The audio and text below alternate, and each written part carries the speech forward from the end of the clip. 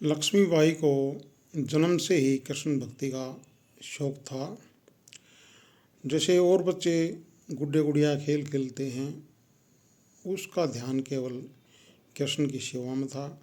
उसको भोग लगाना, उसको नहलाना, कपड़े बदलना, तो वैसे ही उसकी परवरिश हुई। बचपन से उसका लगाव था और जैसे जैसे बड़ी होती गई उसका आकर्षण और मजबूत होता गया। एक दिन बाहर से बारात जा रही थी तो गाजे बाजे बज रहे थे। मीराबाई ने पूछा अपनी माता जी से, ये क्या है? तो माता जी बोली, ये दुल्हन अपने पिया घर जा रही है और इसकी शादी होगी। तो ये उसको बड़ा अजीब सा लगा और उसने भी अपना दूल्हा श्री कृष्ण भगवान को मान लिया। तो उसका आराध्य था, उसका सब कुछ वही था, उसकी मंजिल भी वही थी और उसका फल भी वही था। तो जैसे जैसे बड़ी हो गई, परिवार वालों को चिंता हुई, भाई इसकी शादी कर देनी चाहिए, लोक लाज की मर्यादा है, उसका पालन करना चाहिए। और उसकी एक राजघराने में भोजराज जी के साथ कर दी गई शादी जबरदस्ती से। इन्होंने बहुत विरोध किया परंतु इसकी एक नहीं सुनी गई और कुछ अरसे के बाद भोजराज किसी लड़ाई में मारा गया और ये विधवा हो गई। विधवा होने के बाद जो इसके देवर थे विक्रमादित्य, उन्होंने बहुत इस पर बंदिशें लगाई ताकि घर की बहू है, मान मर्यादा रखे, समाज में इज्जत ना उछाले। परंतु इसका अटूट विश्वास था और इसका आराध्य केवल कृष्ण भगवान था। ये साधु संतों की टोली में चली जाती, गाना बजाना, उसका भजन कीर्तन करना और उनके बिल्कुल भी मंजूर नहीं था। तो इसका आना जाना बिल्कुल घर से बाहर बंद कर दिया। मीराबाई ने घर पर ही उसकी पूजा अर्चना बड़े ऊंचे स्वर में उसके गाने गाने, उसकी भक्ति में लीन रहना ये शुरू किया। उसके बावजूद उनको ये मंजूर नहीं था क्योंकि उन्होंने देवी को मानते थे, देवी की पूजा करनी थी और इसने बिल्कुल साफ मना कर दिया कि मेरा आराध्य केवल कृष्ण है। इसको मारने की कोशिश की गई। एक प्याले में अमृत, चरणामृत बोल के इसके पास भिजवा गया, जबकि वो जहर था उसमें। और परंतु इसमें अटूट विश्वास था कृष्ण में, उसका नाम जपती हुई उसको खटक गई, सारे को पी गई, परंतु इसको कुछ नहीं हुआ। परमात्मा ने इसको बचा लिया। उसके बाद एक फिर मौका दिया इसको।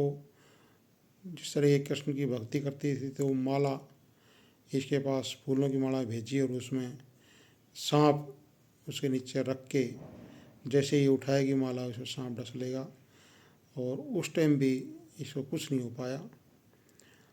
तो इसने सोचा कि यहाँ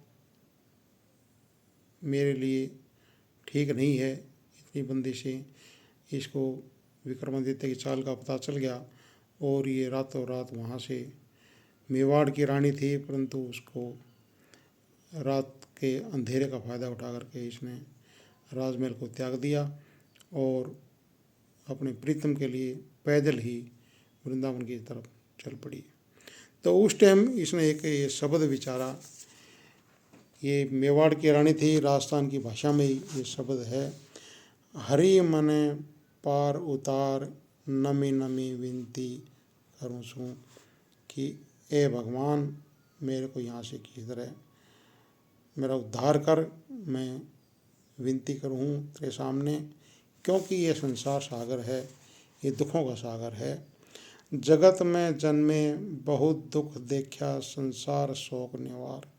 मैंने जन्म लिया है परंतु मैं तेरी भक्ति में लीन रहना चाहती हूँ। ये संसार मेरे को ऐसा करने से रोक रहा है, मेरे को मजबूर कर रहा है, तेरी बंदगी ना कर पाऊँ, इसलिए मैंने बहुत दुख देखा है और मेरा संसार में जो शौक है उसको तो किसी हालत में दूर कर ताकि मैं तेरे अंदर समा जाऊँ। कष्ट आपे मने कर्म ना बंधन, दूर तो कर किरतार। ये जो कष्ट भोग रही हूँ वैसे तो मेरे अपने कर्मों के कारण है। जो जो कर्म इंसान करता है उसका नतीजा भुगतने के लिए आना पड़ता है, तो अपने ऊपर ले रही है। जो जो मैं सामना कर रही हूँ, दुख तकलीफ सह रही हूँ, ये मेरे कर्मों के कारण है। इसलिए ए दाता तो इसको दूर कर, मेरे को निवारण कर, ताकि मैं तेरे चरणों में समा जाऊं, तेरी प्राप्ति कर सकूं। आ संसार बह्यो बह्यो जाए छ लख 84 धार। इस संसार की हकीकत बयान कर रही है कि ये कर्मों का बंधन है। यहाँ पर जो जो हम कर्म करते हैं उसके भोग भोगने पड़ते हैं।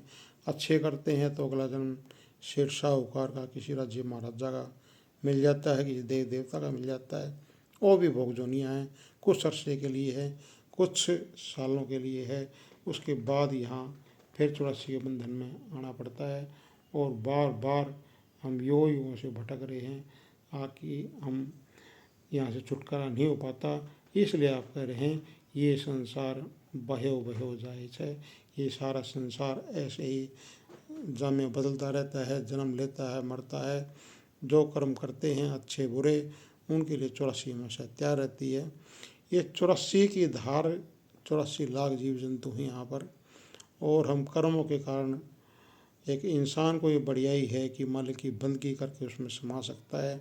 बाकी किसी भी जीव जंतु को ये बढ़ियाई नहीं है कि मालिक की बंदगी करे, उसकी पूजा करे, उसकी अर्चना करे और इस संसार सागर से निकल सके। ये 84 का जेल खाना है, ये सदा है चलता आया है, युगों से ये सृष्टि बनी हुई है।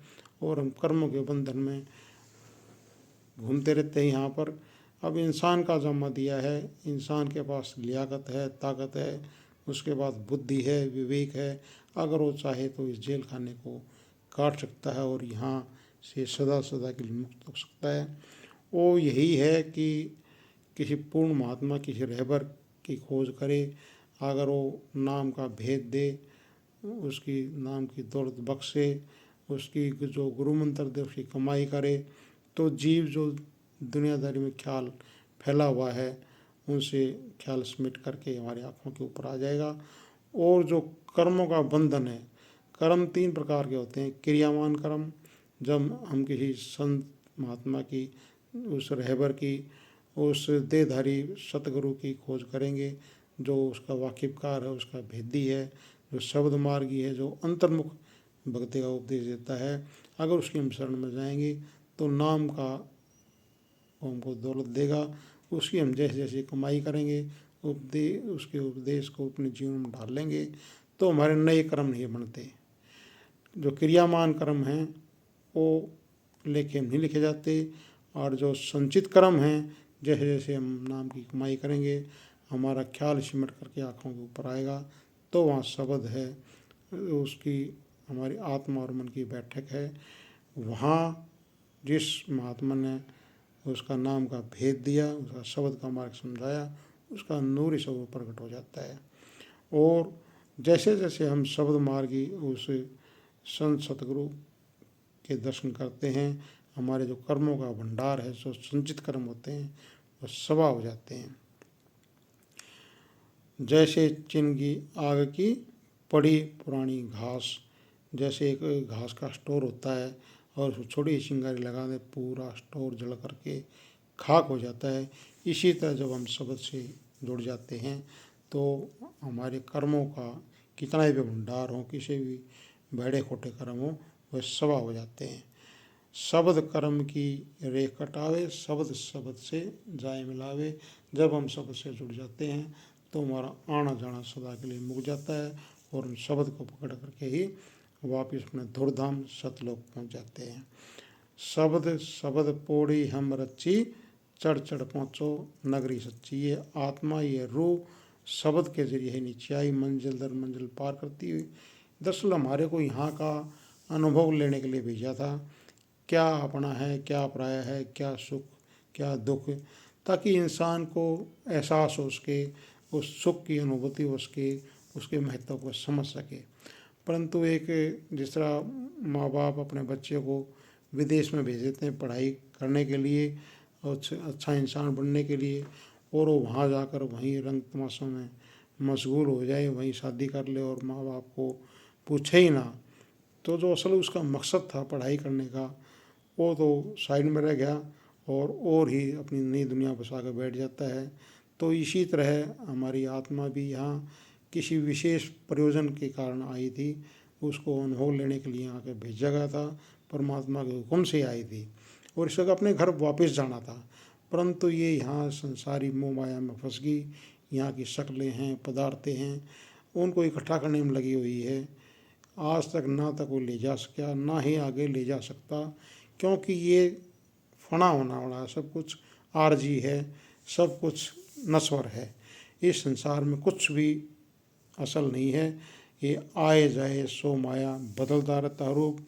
आज हमारा जन्म होता है तो खुशियाँ मनाते हैं, कल फिर हमारी विदाई होगी, उसमें दुख होगा सबको।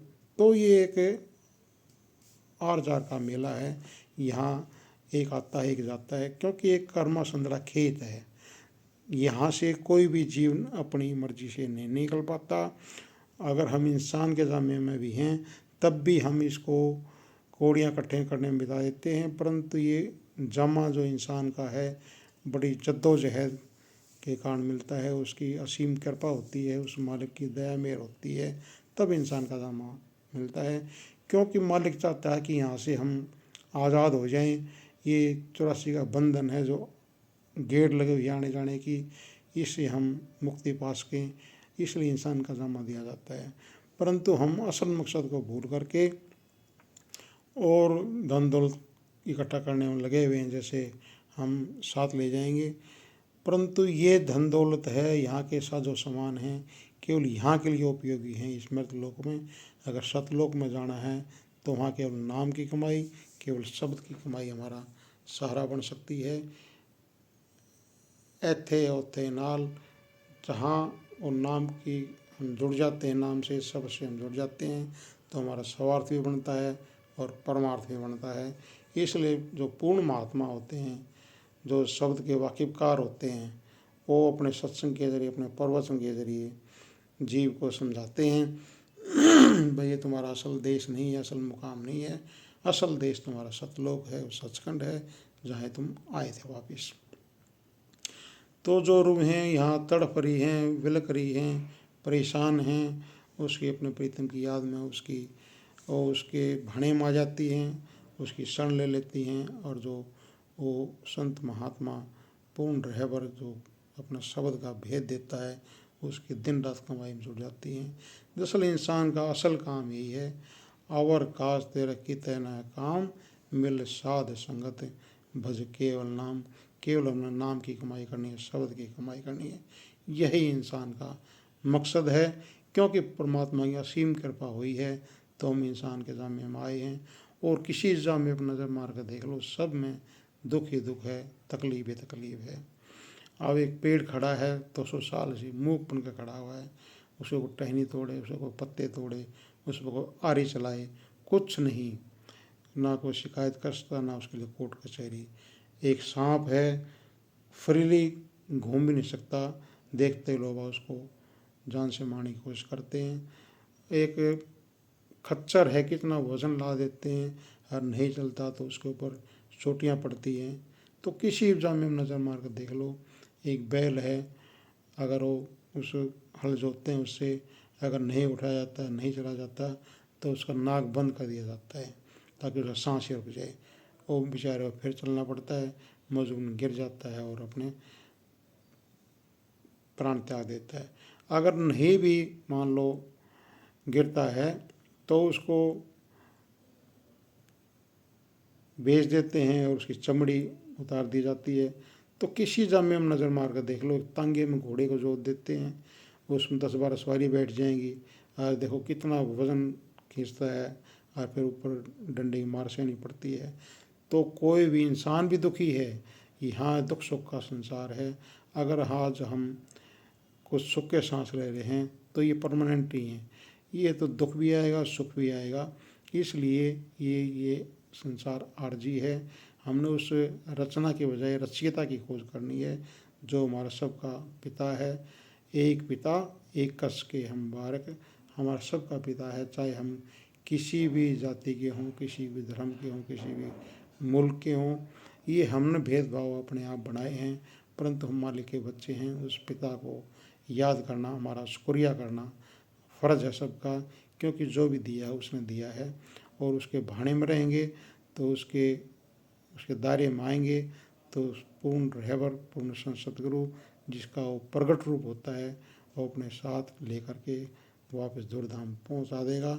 यही हमारा मकसद है, यही हमारा लक्ष्य है, ताकि परमात्मा की हम खुशी हासिल कर सकें।